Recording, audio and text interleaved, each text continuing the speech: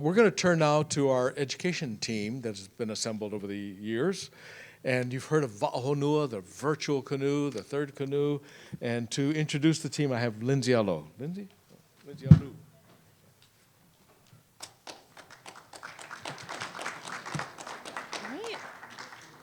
Velina mai kako, o Lindsay Ah Loo ko'uinoa. Welcome to the panel on amplifying and scaling education for global impact. I hope all our panelists are here. I know we're scheduled to go earlier, but I think if we can take any lessons from this morning, we need to create space for these stories that we're telling. So we're still honored to be here as your education panel and engage in this conversation with you this afternoon. My name is Lindsay Ah Loo. I'm from the Nakapuna Foundation, and I am a volunteer and supporter of PVS, helping to guide the development of Honua, Canoe for Earth, a space for uplifting educational resources that can be used by anyone, anywhere, who wants to nurture navigators for island Earth. Honua is a figurative canoe, the third canoe, that carries the learning resources for people who want to create positive change. Honua is guided by a philosophy of aloha for all who are willing to listen to and learn the changing language of the earth. We envision it as a platform for sharing information from stewards of diverse knowledge systems that help us understand the changing language of the earth through its defining feature, the ocean, so humans will make different decisions to care for island Earth. I am honored to be joined today by a group of brilliant and humble alaka'i who have been working individually and collectively to reinvigorate education with, as Nainoa called it earlier, ancestrally tested values. So our panelists today, I think I see them. Hopefully they're getting ready to come up here. Dr. Christopher Barton. He works in executive administration at Arizona State University in service to PVS. His research maps the politics of knowledge in conservation and global development with the goal of enabling respectful collaboration across cultures and knowledge systems. He has worked in Latin America and the Caribbean, but for the past 4 years has focused on supporting navigation-based education in the Pacific. You can go ahead and go up. Chris Blake currently serves as a Voyaging Special Project Lead with the Office of Teaching and Learning Innovations at Kamehameha Kapāʻālama.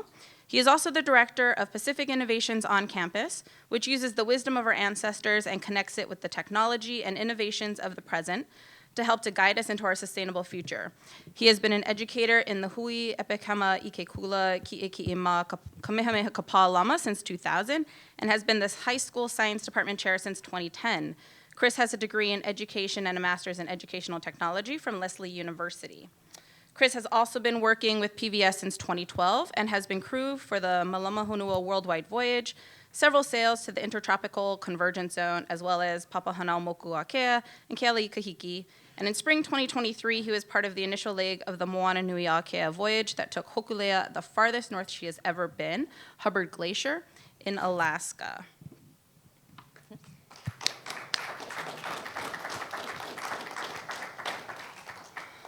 Dr. Miki Tomita, she's coming from the back of the room, was born and raised on Maui. She has worked in education for 20 years as a teacher, administrator, curriculum developer, and researcher, working to create opportunities for positive change for our planet and people. She has worked closely with she's worked closely with UH Manoa's College of Tropical Agriculture, Pacific American Foundation, Hawaii School Peace Gardens, Hawaii Public Charter School Network, Janus Group, Hawaii Pacific Parks Association, and as the education director at PVS. In addition to being a mother, Miki has a degree in biosystems engineering and earned her PhD in education from Stanford University. Dr. Tomita's work is anchored at the intersections of education and innovation with a sharp focus on placing youth at the center of transforming society's greatest challenges into opportunities for learning, innovation, and reinvention of a healthy, abundant world. Okay, now. And finally, Schannel Van Dijken. We appreciate he's subbing in here. We really appreciate it. We had a crew swap earlier.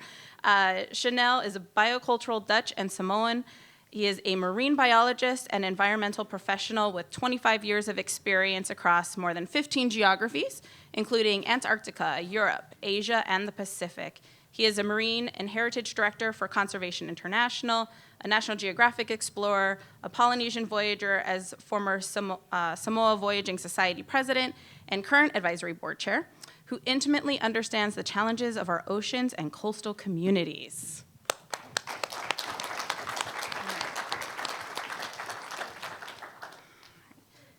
So before we jump into questions, I think the best way to ground our discussion today is to share the way of the Navigator video. So our technology works with us here. Oh, I don't know if you can hear it. You guys hear sound? Let's see if I can get.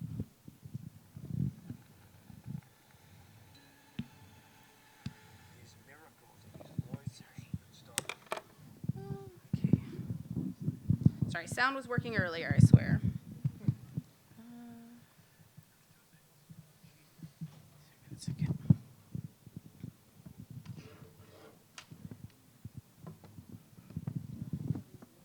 Oh, Jonah, are you rescuing us here? Just gonna turn the speaker.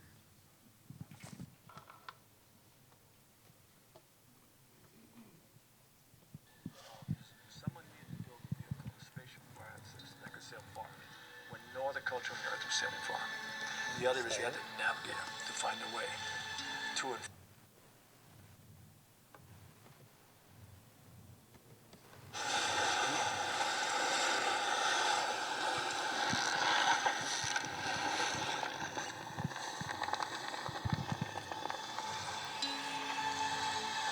These miracles of these voyagers that started to discover all these islands. It's like the eighth wonder of the world. How did they do that so far back in time? There's two things of genius in Polynesia. Someone needed to build a vehicle, a spaceship apparatus that could sail far, when no other culture on the earth was sailing far. The other is you had to navigate them to find their way to and from.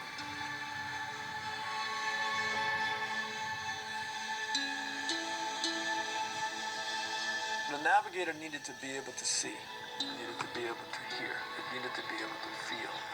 Every day that navigator would maybe making 5,000 observations of a wave or a bird or a star.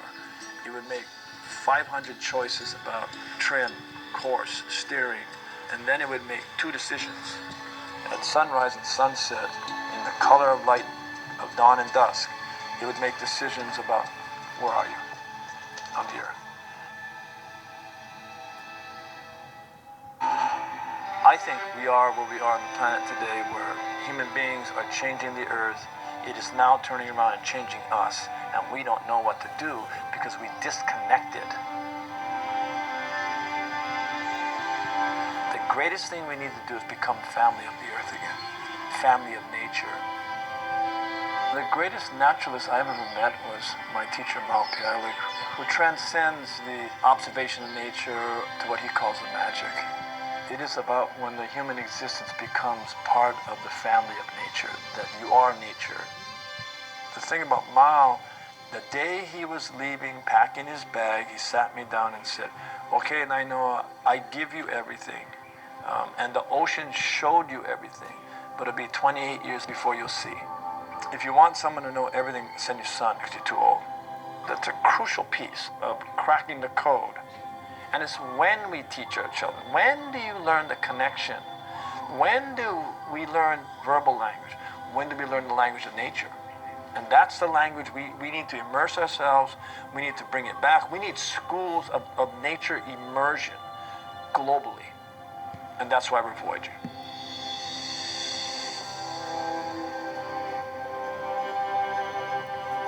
To just getting general awareness to half the population of the earth, getting understanding to a quarter population of the earth, and getting the sense of values back to 1 billion people. And then going down the road from values, you need to reinstate respect. Then you need to reinstate care. And then from there, where values are now moving to action, that's when you need to help strengthen a community and a culture that's global, not based on race, but based on values.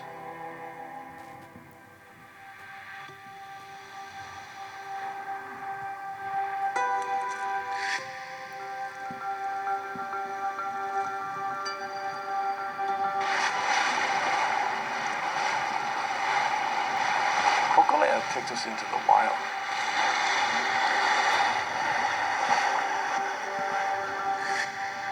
The voyage itself will take about 400 crew members from, we're hoping, about 26 countries. Diversity, equity, and access matters.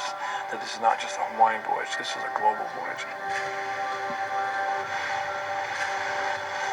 We'll be at sea for about 450 days, and we'll be on land for 950 days. Every day is a story of ideas and people.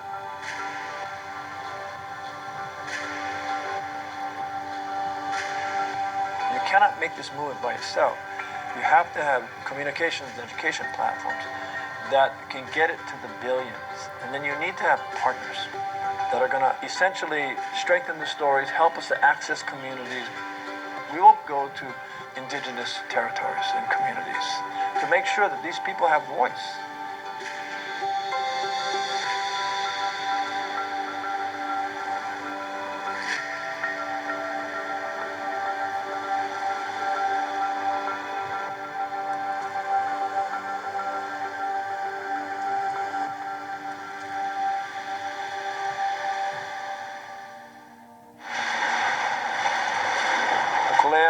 Hōkūle'a will do its part. It won't do it by itself. You need the platforms and you need the partners.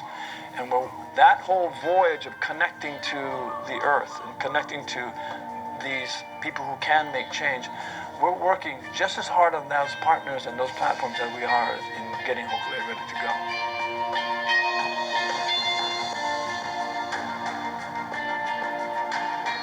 When you try to imagine, add up how much goodness people are actually doing as individuals, not collected, not organized, not institutionalized. We should never do that. Just let that wave happen, let that movement happen. We're in the race between those who are essentially hurting the earth and those who are healing it. What we're trying to do is reclaim our relationship to the earth. It's our time to turn the canoe to the only island we have, and that's the earth.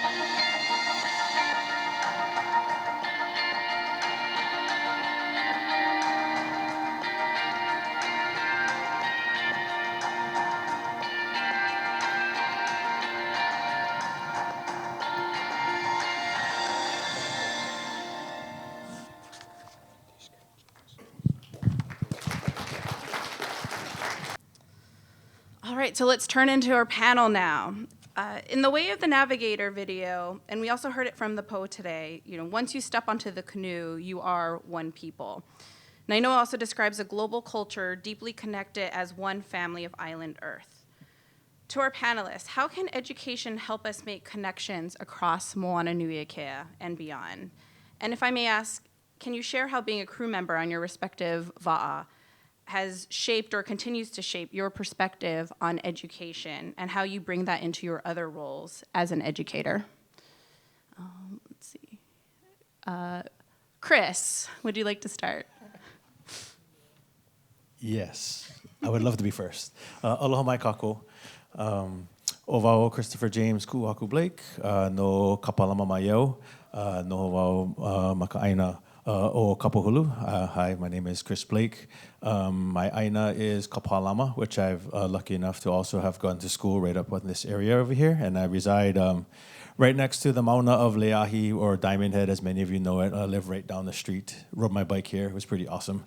But I guess the idea of education as being a connector is really important. I know we hear the story that Nainoa talks about when he was learning from Papa Mau. He was too old already at a young 20 or so, and he was too old to be learning those kind of things. And those are the kind of things that for myself inspires me to understand that, as the many roles that we take in our communities, education is really important. Oftentimes you're leaving education off to a bunch of strangers or people that you don't know. And finding ways, especially for our indigenous youth, to be able to be grounded in the identity of who they are and where they came from is very important. And that thing, depending upon where you're going for your education, may not be a part of it.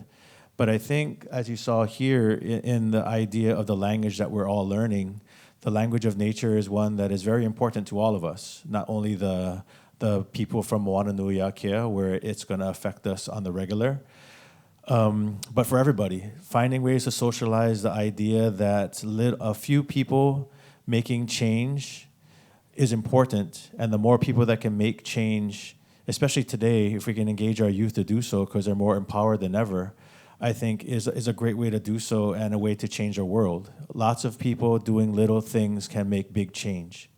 And I think that's one thing that I know for me in my circles that I try and work with. And to answer that second part of the question of how has being a part of voyaging or navigation helped me to be a better educator, just through the idea of kilo or observation, just being able to not only seeing the environment and things around us, but becoming more aware of these things that oftentimes our youth and even some of our adults are behind screens all the time, is being able to put down these wonderful bits of technology and being able to go outside and observe things, I think is important. I know Nainoa talks about all the time is that you can't really defend what you don't understand. And because they have ways of doing these kind of things, making these things be a part of what our students are learning, and these are the kind of things that I know through my experiences on the Va'a have helped me to understand, but just the idea of making sure that we are balanced in what we do and finding ways to impart this upon the youth, I think is always a challenge, but I think that's one of the biggest tasks that I know for me has helped me to be doing some of the things that I'm doing today. Mahalo, Chris. Miki, I know you've been a former crew member, current crew member, and worked with PVS for a really long time. What are your thoughts? Thanks, Lindsay, and thanks, Chris. That's awesome. I think like this table here has inspired a lot of the metaphors that I'm going to sort of evoke and that inspire me in my work. And I think about what I've heard shared from our voyaging and ocean leadership around the health of the planet being the health of the people, and the health of the people being the health of the planet. And also, you know, we hear these bits about that the Pacific Ocean is the blue lung, the thermal regulator of the planet. It is the health of the body of this Moana Nui Akea is what provides for the health of the entire planet. And then I think about the children in the schools that I teach in, and how much do they realize that they are a part of that living system, and that their health is key and essential to the health of the planet, that their respect for each other, that their respect for the ocean, that their respect for other cultures, their respect for the one family that we all are on this planet, how much of that do they know is key, not just to their surviving, but also to their thriving. And so on the canoe, as we learn, you know, sometimes it might be a little difficult to like each other, but we love each other all the time. And we take care of each other and make sure that we know we're all headed towards a common destination. In this case, when we take the metaphor and we extrapolate it all the way out, that common destination is a better planet for all. And I think the canoe really shares with us that wisdom and helps to guide us. And from what I've learned through just sitting and listening and absorbing from the crew members and elders and wisdom keepers that come to, as one of our leadership said, you know, Hōkūleʻa, our canoes are so small physically, but they're big enough to fit the entire planet, right? We carry with us the genealogy of all people, of all of creation on the deck of that 62-foot by 20-foot voyaging canoe. And so again, if every child, if every person knows that they are that important, that they are essential to the life of the planet, that the choices that they make, that the things that they do, that the way they choose to live their lives dictates the health of everyone else. I think that that is part of the key of knowing who you are, knowing where you come from, and knowing where you're going. So, Mahalo, Miki. Yeah. Schannel, coming from Samoa, and I know obviously you just were told about an hour ago that you would be joining this panel. I was wondering if, yes, and thank you again, if you wanted to share any thoughts.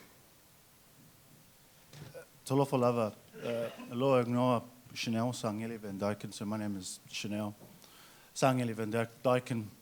My mum is Samoan and my dad is Dutch, so I live in two worlds, which is a blessing. And I'm privileged and honored to be up here, so it was easy to say yes. Because when called, it is the only thing you can do, right? Is to say yes. When I see that video and when we're talking about the canoe being the teacher, and you introduced us with some of our other credentials that we have, I think of our own main credentials are that we are fathers, we are future ancestors, and we are teachers. That's the main credentials any of us here, I believe, have. And I didn't realize that until I got on the canoe. And I did my marine biology degree, and I thought I knew marine science. I thought I understood the ocean until I did not get on our canoe. And when we got our canoe, and when I want to bring Tuatangaloa Joe Annandale, our founder of our Samoa Voyaging Society, into the room, so he had the drive to make sure that we got our own canoe and that we created our own voyaging society. And from that point on, I started to know about the ocean. Before that, it was only surface with science. That's the greatest gift that could ever be given to me, is to be able to go on our voyaging canoe and then learn the secrets of our ocean and what it has to teach us, and what many of our kids just don't have. And our education system is broken. We have a colonial education system that's been imparted on us, whereas before we had these canoes as our natural classrooms that were there to teach. We had the environment as our classroom to be able to learn in. We had teachers to be able to teach us, not inside a square room box, but out in nature. And that is why this, kaupapa, that's why this, what we do is so important. That's why our navigators are so important, because we need to reimagine how we do education in the Pacific. And the canoe is that platform, because it can teach us so much, not just about navigation, but also about our roots, about our culture. And that's what we started to do in Samoa, is build on that and bring our classroom outdoors and work with our Ministry of Education, because they are partners, they are not someone adjacent, and work with them to co-develop what we need. You know, the canoe also taught me that our nature is our culture. And in the words of our Samoan delegation lead, our culture is non-negotiable. So nature is non-negotiable. So I think I'll leave it right there for my answer. Thank you. Mahalo, Schannel. And actually, it's a perfect transition to our next question, which is, I think everyone up here has jobs and other jobs in addition to being a crew member and an educator. What are some of the ways in which you or your organizations are reframing education, to your point, Schannel, to integrate or uplift Indigenous knowledge? What challenges have been encountered, and can they be overcome? Schannel, feel free to continue. Yeah. Oh, okay. I wanted to give Chris the voice. He hasn't spoken yet. I can go after him if you want. But sure. All right, Chris, over to you. Please. Thanks, Schannel. Hi, everyone. I'm Chris Barton from Arizona State University, which, so my canoe is a massive university in the middle of the desert, not so much a canoe out on the ocean, but I think many of the same principles apply. And just very quickly to touch on a point from the last question, the value of a role that education can have is teaching us how to have good relations with each other and teaching us how to understand each other and find connection points and be in community with each other. And that's sort of the approach that ASU has taken working with PVS as well. So one of the ways that we've been uplifting their work is that Nainoa wants to train 100 million navigators. And traditionally, you've trained a navigator on a va'a, but if you tried to put 100 million people on Hōkūleʻa, it would be very crowded. And so we were thinking of other ways that those same lessons can be imparted to people who maybe do not have the opportunity to actually be on the canoes or to be even near the ocean. And some of the ways that we are doing that is, I got my team back there, Ryan and Kendall, who have been very helpful in us using technology to convey these lessons in ways that are accessible to a large population, both sort of accessible physically, if they maybe can't get to the water, and sort of accessible to all age ranges and all cultural groups. We started with a virtual reality experience that celebrates the teachers that founded the Polynesian Voyaging Society, because as Nainoa said, we need to start with a genealogy when you start with those that came before. And then he's asked us to move forward to teach the Star Compass of Values and eventually to the extent that it is possible, a navigation simulator. So even those who, you will never be able to fully simulate the experience, but there are features of that can be made accessible to a larger group of people. And so that's some of the ways that we are continuing it. Mahalo, Chris. Oh. Anyone can chime in. Yeah. Okay. I guess for us as an educator at Kamehameha Schools, we're a school for Native Hawaiian or those who are of Native Hawaiian ancestry. And so some of the roles that I have been, not only being, I guess, classically trained in science and as a more Western background, I was fortunate enough to have the privilege to be, as many of us in this room know, when often discussions happen, one of my former students, actually still one of my students, Lehua Kamalu, brought me along in Aotearoa to talk to Nainoa, and then Nainoa, in only Nainoa ways, can give you a burden to carry, and I've been working on that ever since. But with that being said, it has taken me to a lot of amazing different places, and so up at Kamehameha, we have a lot of opportunity to continue to learn and grow in terms of our Hawaiian culture-based education, is what we're calling it. We have a framework called Aola, which allows us to take a lot of our indigenous background. I believe the wisdom that our ike kupuna or our ancestors left for us, salted away for preserved for us to utilize here today in order to take us into the future by using the technology and things of today to help us to do that. Fortunately, also, I've been scoped to do that. I'm able to teach what we're calling Papakilo Hoku, which is a celestial navigation course in which we do a lot of the grounding foundational work that we do as aspiring voyagers and navigators. I've also been tasked in the Nakupuna Foundation wayfinding and leadership pathway, in which is now we're standing up a K-12 environment in which we're looking at not only wayfinding as you are seeing here, but also leadership to give our haumana not only the opportunity to learn, but also to give them opportunities to choose and decide and do those things. It's based upon what I'm calling mo'o. We have 3 mo'o. Mo'o is a Hawaiian word for not only lizard, but it's also an allegory for not only succession, but change. And our 3 mo'o that ground our pathway are mo'olelo, which as you heard through the course of today is stories. Mo'okuauhau, which is our genealogy or ancestry. And the last part is called mo'oka'i, or the idea of being able to go into these spaces, learning about them, and being able to journey to them.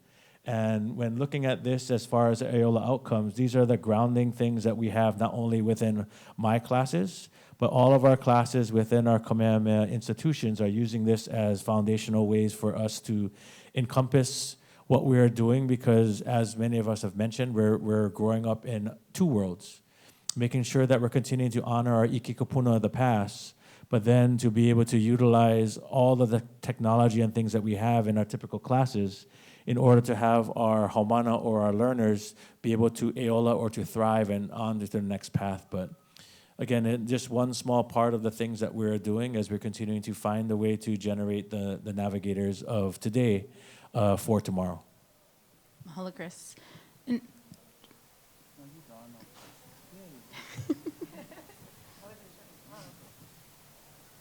And then I realized that I did not actually introduce myself. I just dove in and answered your question. So, ano ai kako, my name is Miki. I was born and raised on Maui, and I currently rest my head in Palolo on this island, in this ahupua'a. And yes, my greatest accomplishment is being able to learn from my daughter who's 15 and teaches me every day all the things that I wish I had done in my life different.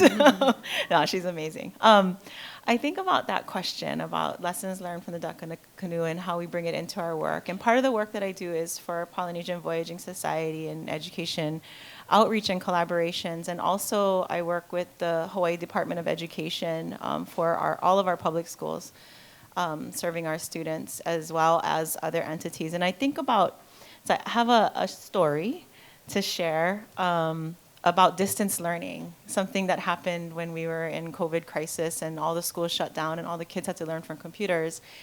And the lessons that I learned during my time with Hōkūleʻa about what it means to not have Wi-Fi, what it means to not have an internet signal when things are digital.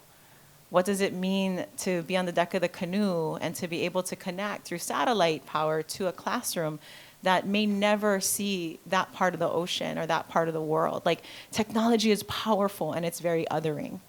And so those are some of the lessons that I learned there. And I was thinking about a classroom visit that I did in Aotearoa at Tamaki Makaurau or Auckland. And a student there was showing me what he was building in Minecraft, which was great.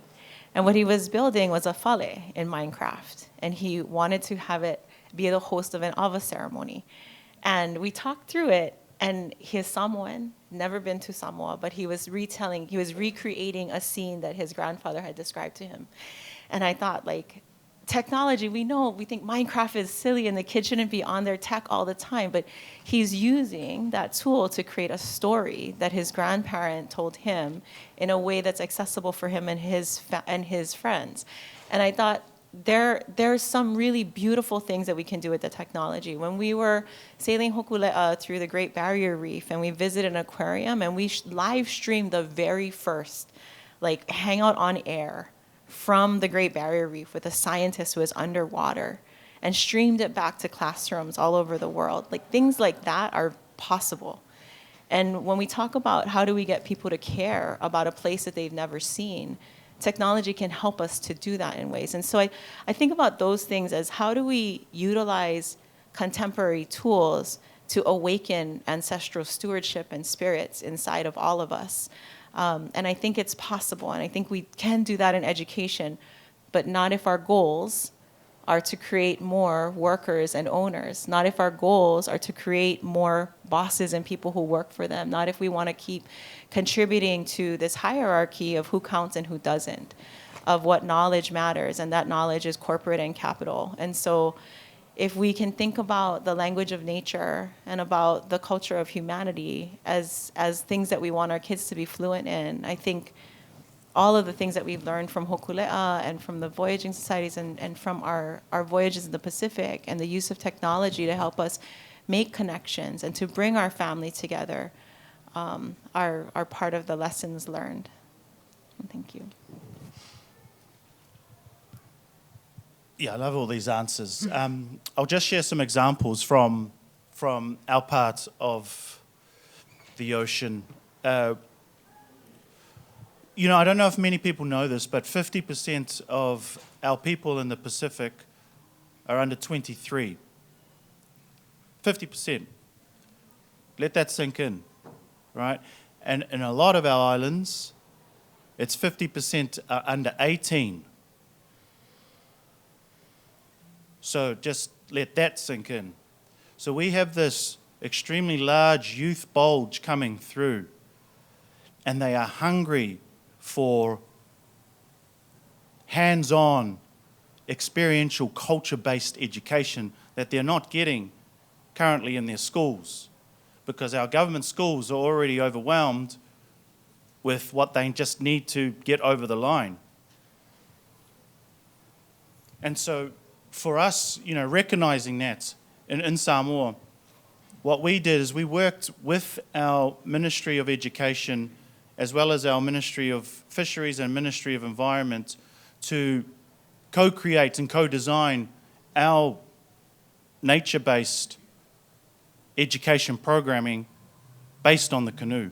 Using the canoe as the floating classroom, using it as the floating spearhead into the community, but then developing all the modules that was relevant to what the educators also want, because our teachers want this, but they are handcuffed to the systems that they have to operate within. And so we went through a long design process to co-create these, and because we started with all our partners as well as with the Ministry of Education targeting our primary school, that was 2018. What we've done now is that just last year, the Ministry of Education has now folded our programming into the national school curriculum, so now it is part of the curriculum, and we are training teachers now for its delivery across Samoa, which is a huge, huge thing for us, we think. And those are some lessons that we would love to share with others and our experience in that, and how, because we believe that we cannot have effective scalable change unless we change the institution, unless we get things institutionalized. We're doing all these amazing projects everyone's doing, but unless we actually get it mainstreamed, we won't have the scale of impact and effectiveness that we really need in order to curb this trajectory that we're on. And but we're always happy to share our lessons. Thank you.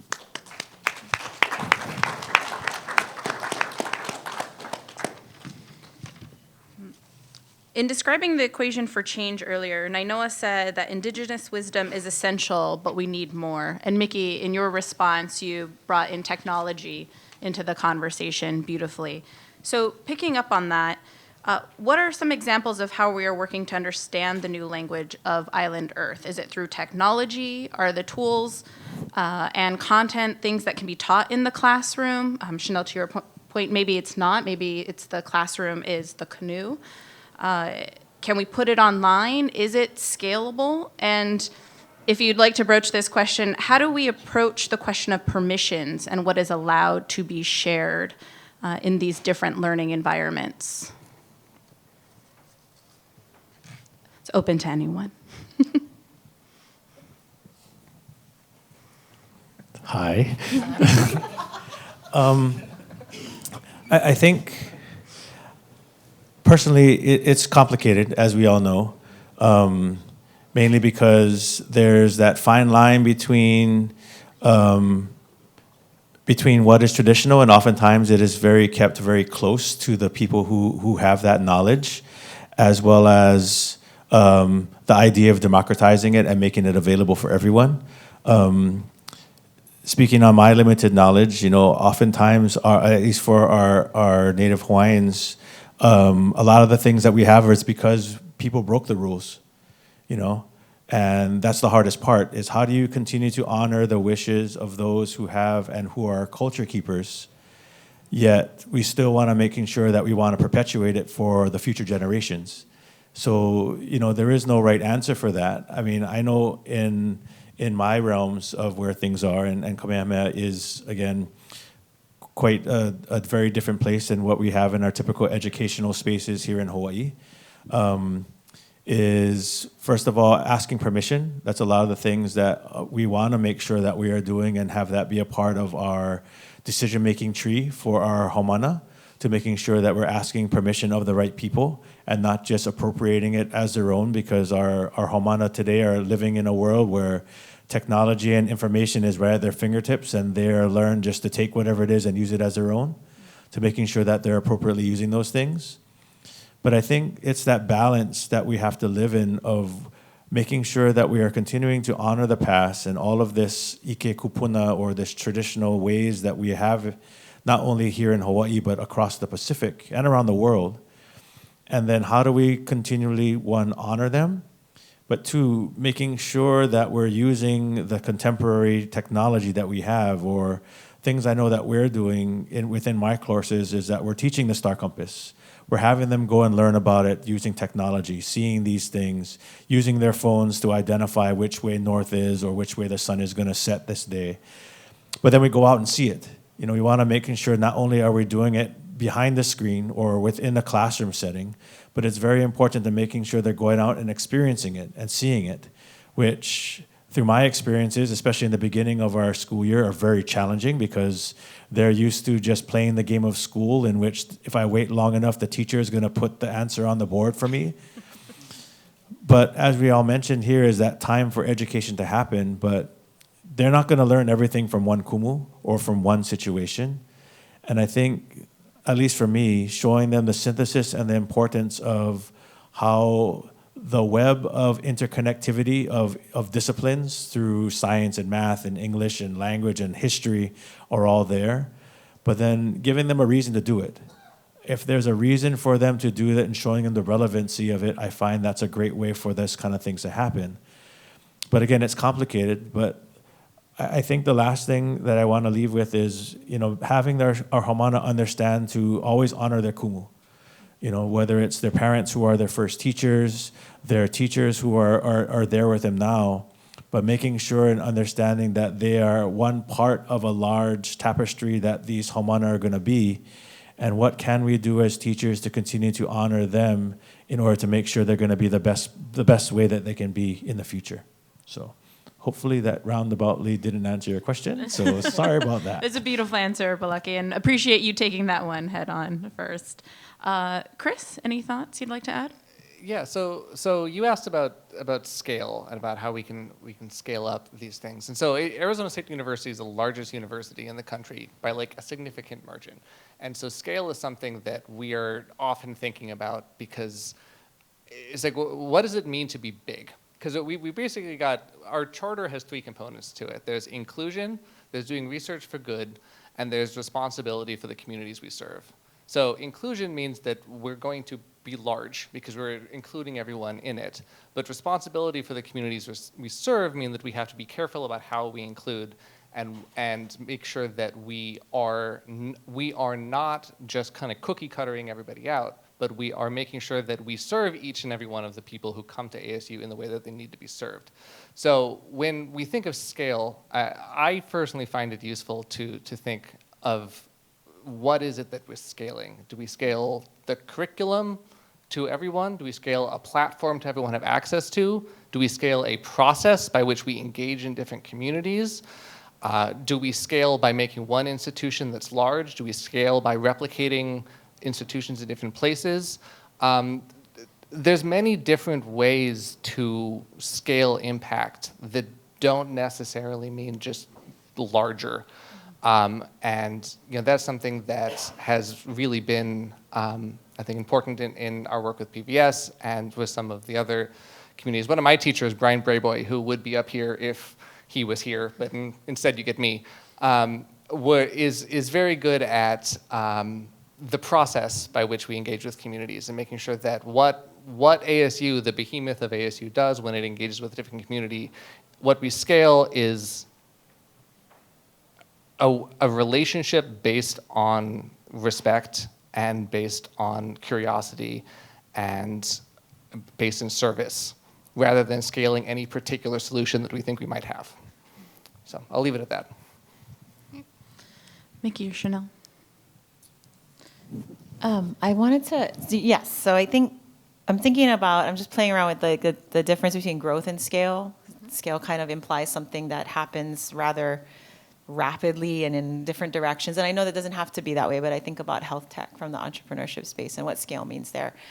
And I wondered about like unique solutions and protocols that are replicable and shareable, like the curriculum and content that you're talking about from your home, and what elements of that can be shared and perhaps adapted in other places, because the uniqueness of our spaces is really important, right? Diversity is strength. Even though unity is part of what makes us one family, our uniqueness in each environment is what helps that environment be healthy. And so being able to share, this is what works in our place and for our people. Parts of it may work for this specific nation and this canoe, but it will be a little bit different, right? And so that idea of the diversity and strength, and that creates the unity in our moral compass, is what I'm sort of thinking about in terms of growth and scale. And I know part of what we think about with PVS, with Polynesian Voyaging Society, and from Mālama Honua moving into Moana Nui Akea voyage, is how do we help grow the gifts that are left behind or left in each community? How do we share gifts between communities? How do we as the canoe act as a physical convener, bringing in crew members from different ports to sail in and to share with us local knowledge, but also metaphorically? What does it mean to add crew members and share that genealogy of a global voyage throughout time, right? And making sure that those connections and those relationships are strong in the wake of the canoe leaving, so that the moment the canoe hits the shore is not the only moment that we are friends, right? If we leave today and never speak again about this, I'm inspired to hear about your content and the curriculum that you've been able to institutionalize. If we never speak again, then that connection wasn't strong and might not ever help to impact or influence anything here in Hawaii. But if Moana Nui Akea, this gathering, helped us to make that connection, and now we can connect from Samoa education to Hawaii education to Aotearoa education, we are now growing and scaling, I think. And so just thinking about that as the strength of relationships is the speed at which we're going to be able to transform education. Yeah, and I totally agree. I agree with all points being made here. And when we were thinking about scale, or when we think about scale, what we create and what we created in Samoa, it's not a cookie cutter to take to other places. It's the same issues. We're dealing with the same issues. We're dealing with overfishing. We're dealing with pollution. We're dealing with poor land management, you know. But what is scalable is our approach, which is the co-design approach. It is the engagement with our stakeholders and bringing them to the table. And you need to do that locally. That's context specific.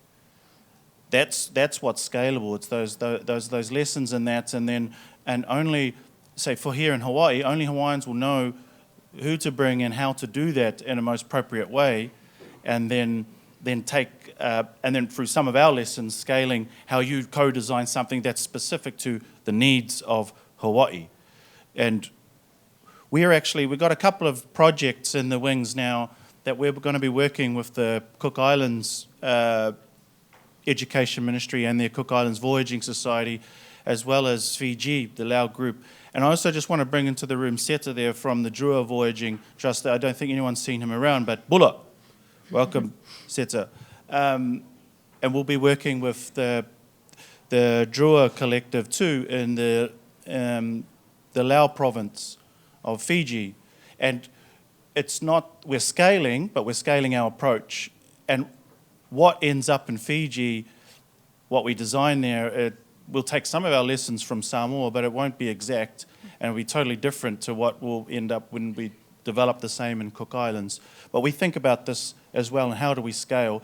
And that's why institutionalizing it, working with our ministries and helping them and working together is the only way we can really scale, and all of us doing that together. I think I'll leave it with that. Sure. How would you describe the role that teachers, or more broadly, educators, and in the broadest sense possible, so not necessarily just in the classroom? Chris, you alluded to it earlier, sometimes your kumu are your teachers, your mentors, your other members in your community. How would you describe the role that they have in fulfilling the vision to create 10 million navigators for island Earth?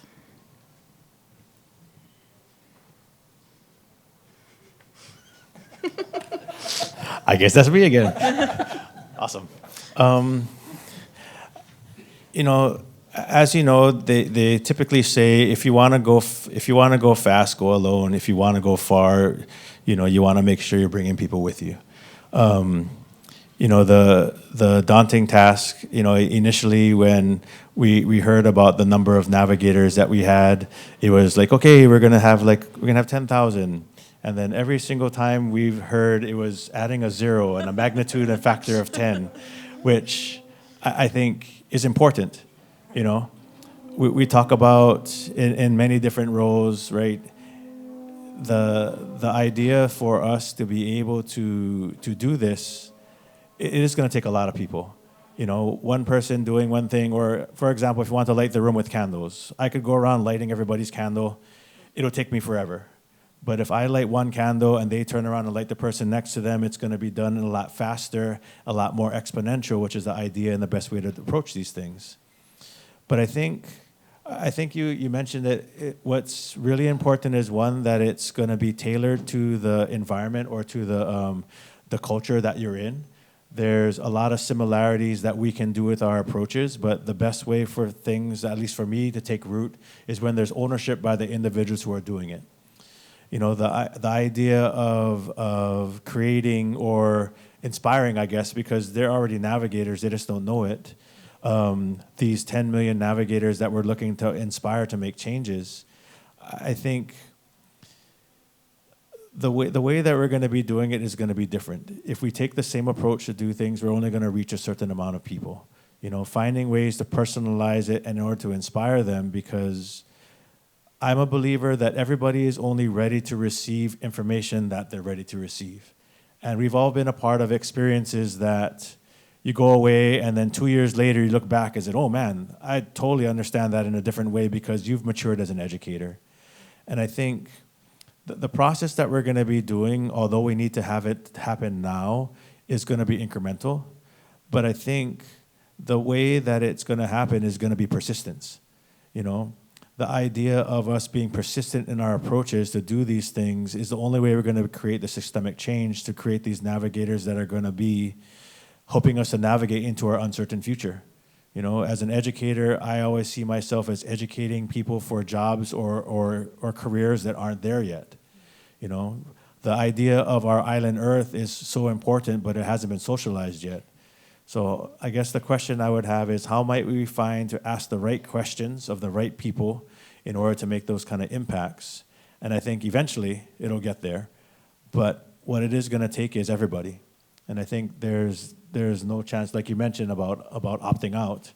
This is the health of not only for us, but for the future. And I think once we begin to have that be the pervasive paradigm that we're working around to defend our island Earth, I think we'll be able to get the numbers that we need. Any other thoughts? I have a thought.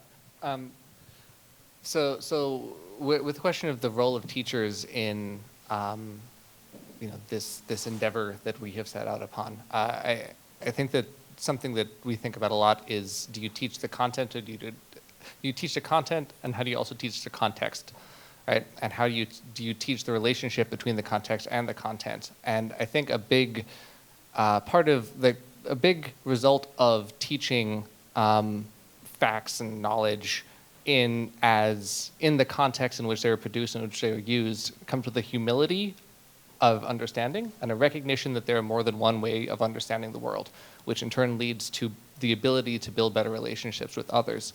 So when I think of what the role of teachers, I mean, it's teaching content, but it's also teaching students how to have good relations with others.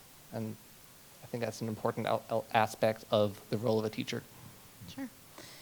And if I may, I'd like to add to that as well. I think Uncle Bruce said earlier, not knowing anything, you have no kuleana, no responsibility. But once you know something, you're responsible.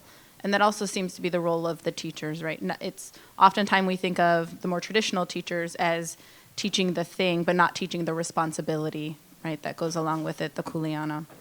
So thank you for that answer, Chris. So we're going to move to the last question. What excites you most about responding to this call for unity and the work ahead over the next several years? And to relieve Balake, maybe we'll start on this end of the panel.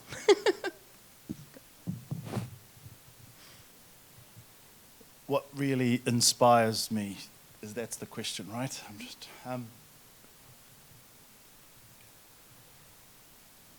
being here, just being with people that share the same desire, being here with people that have a lot more knowledge than I do that I could learn from, having the navigators up here this morning and just taking in the amount of knowledge that just sat there and that is accessible to go and talk to. The different partners and people that have been around at this event, that's coming to these things it's always inspiring. And what is exciting me in our next 2 years to 5 years is that we are now on this path of walking the talk. We are doing what we said we were going to be doing, and we're bedding down what we were doing in Samoa. We're working with our brothers and sisters in our closest neighbouring islands, including our low-lying atolls of Hokule'a. You know, Hokule'a is we're working with them as well. They need help, and really integrating some of the expertise that sits here. Like, we're actually in early collaboration with ASU, and how do we fold in technology into our program that helps scale? You know, fold in the VR aspects using technology, because we're also building our canoe as a floating research platform in citizen science, and our youth being our scientists as the scientists that they were. And that's been taken away from them, and we're giving it back. That's where we see our navigators coming and supporting. They're going to be busy in the next couple of years. They're going to be very busy. But there are open invites in Samoa for you. You can all come. We will make room. But that's what we are doing. We are building our canoe as our floating research platform, because we believe all these canoes are a fleet of research platforms that we're not utilizing to the full effect. You know, we had NOAA up here with all the sensors they put out. How much a day? Maybe, Sylvia, you can answer this when you were the chief scientist. How much a day is NOAA paying for these ships to go out and put sensors out, when we can put it on our own canoes and help fund our own voyaging societies and stuff to put those sensors out, collect that data, report it back, own our data, have our IP, and take a fraction of the budget that it costs to run a $10,000 a day operation on these big ships. We can do that on our canoes because the technology is there. That's what we're trying to do.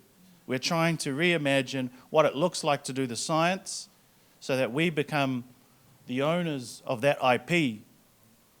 And we get to say what gets used. And we get to say what stories we want to share with it, because I think we've been losing that. And so that's some of what we are trying to do with integrating technology. And technology is very important in this, kaupapa, in this, because without it, we're not going to be able to scale and do these things. And keeping mindful of the values and respect, the respect of our elders, and having that intergenerational exchange, having elders involved through that whole process, guiding that, because they're the only ones that can help with really the respect and the protocols of values that need to come associated with this. It's not an either or, it's an and it's a requirement.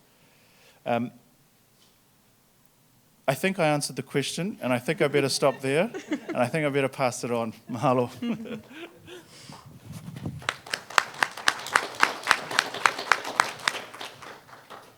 Yeah. So this is an example. Peio is an example earlier today. I know and Uncle Bruce, like we hear you as well, and hearing those stories that came earlier today, I think when I think about the excitement that I feel in the work ahead and the work that I do with teachers and students and in the prospect of being able to transform education to something that is liberatory and values people rather than privileges some, not others, I think about what divine inspiration looks like. People living in their jam space, like in the space that when you see somebody who's coming alive because they're in the space where they know that the universe designed them to be, like that is where inspiration comes from. That's where you see somebody glowing and they're like so energized. Like sometimes you don't even know what they're talking about anymore, but you're like, yeah, whatever that is, that's awesome. Because you think it's so awesome that like your whole life is dedicated to that. And I think about how often do we allow our youth to have those transformative and transportive experiences, right? Like in the classroom, it's so hard to do. And it's because the classroom isn't designed for that. It might actually be that space for a few kids. It might be like they really wanted the square room with the overhead lights and the computer and the chalkboard. They might have designed that as their divine inspiration. I don't know. But for most of them, that's all they know. And so learning is boring, right? And so if we allow them, if by living by example and sharing with them that learning is a lifelong journey, and that teachers are everywhere, and that teachers are in the room around you all the time. They're walking down the street with you. They're in the bus with you. People are teaching you all the time about who you are, where you are, if you belong or not. We're all doing that for each other, and we do that for the kids that we're around as well. So we think about that, and we think about what does it mean for us to live our own divine inspiration so that kids know they can also be living their jam. They should find the place that their spirit is calling them to be. And that if by example we share that that's living in harmony with a compassionate earth, with a place that's thriving for all people, like that's what I think can be exciting about sharing the examples of all of the voyagers and all the Pacific voices, because that's divine inspiration, right? And it's fueled by ocean. So that's exciting to me. Okay. Well, first of all, mahalo for allowing me to be a part of this wonderful panel and being here as sharing educational journeys of things and of the multiple things that tend to excite me. That sounds kind of weird. Sorry. Of the different ways of looking at of the future. One, if you're looking at Hawaii in general. The great renaissance of our people was coming in the 1970s due to the wonderful work of people like Larry Kimura of regenerating our language, of the PKO, the Protect Ko'olave Ohana, who are able to stand up for Ko'olave and begin to do those kind of things, and the people who lost their lives defending our aina. And then also attached to that is the Polynesian Voyaging Society, as we began to rewrite our history in ways and begin to give us that kind of strength, I think, which wasn't a part of that time in that time and through this renaissance. And through our teachers, we learned about where things are, and we're about 2 generations past that. One of the things that really excites me is we have now curated the space here in Hawaii, at least, that has ground that is much more fertile. And what I mean by that is the idea and the things of all the generations of people who trailblazed for us has left the ground better. And what that means is our next generation of learners are going to be able to ask these kinds of questions in a space that they're not turned away from. They'll have the wisdom of their kupuna with them. They'll be able to ask these important questions that are about our aina here, about the way that we're managing our land, we're doing all these things, and it'll be more receptive because people before them broke down those kind of barriers, and now that they're moving into places in order to make this kind of change, I think that's very important. That's one of the things that I'm very excited about. And the other thing that kind of that I get excited about is in my realm, if you're a kindergarten teacher, you don't really get to see the haumana graduate. You don't.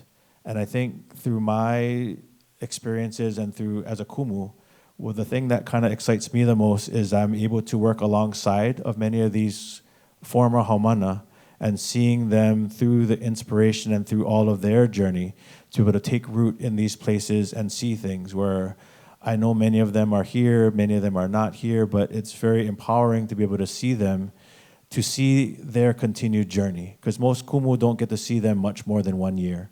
And being able to see them along this journey, and they inspire me to continue to do the things that I'm doing. But I think finding ways to continue to hold space and continuing to inspire the next generation to do the things that inspire them in order to defend our island Earth, in order to making sure that this blue planet is one that's going to be around for a long time, is super important. But the only way we can do it is, again, through the convening of spaces like this with the amazing, powerful people that we have in this room. But I know this change can happen, and it's only going to be doing if we do it. So, mahalo.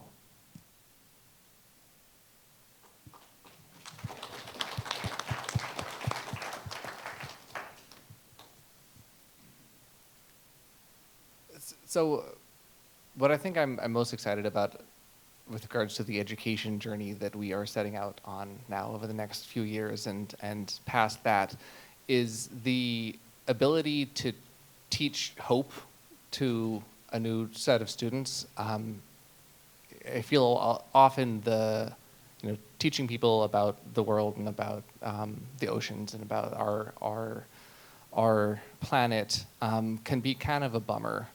And especially for younger students, if that's all they're hearing, that can be really hard. And personally, I find a lot of hope in the work that is being done by everybody in this room and everybody on this panel and everybody in this building. And the opportunity to share that with students around the world and show them that there is work being done.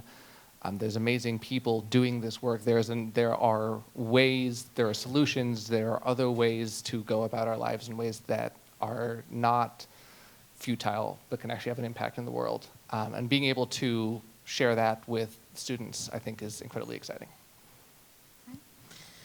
Mahalo, Chris, for ending on that note. I think I'm excited as well for all the work that's being done by the beautiful people in this room and in this space. And everybody in this room knows something, and everybody in this room is responding to that call to unity and to take action when we leave this room and hopefully continue the pilina that's been created here. So just mahalo to all the panelists. Let's give a big round of applause. Dr. Chris Barton, Chris Blake, Dr. Miki Tomita, and Schannel Van Dijken.